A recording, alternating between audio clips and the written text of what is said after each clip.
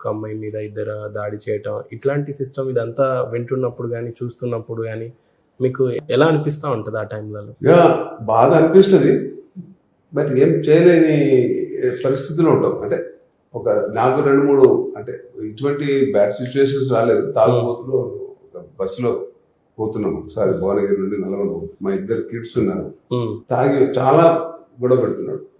నేను అతను పోయి స్లాబ్ వేసేంత వరకు కాలేదు, మళ్ళీ నిశా వచ్చి మళ్ళీ లేస్తున్నాడు, మళ్ళీ లేచిపోయి వెళ్ళాను. నేను మధ్యాహ్నం దిగుతుంటే మా అమ్మాయి చిన్నగా ఏడుస్తున్నారు, ఆయన కొడుతున్నాను.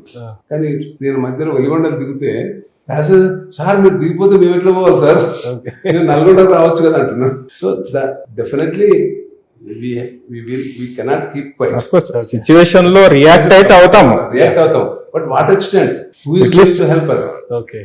సో కాబట్టి డెఫినెట్లీ మన ఏరియాలో, మన సౌత్ ఇండియాలో మీరు comparatively we do not have that importance to this society అంత లేదు అని అంటారు. Okay, overall we are happy.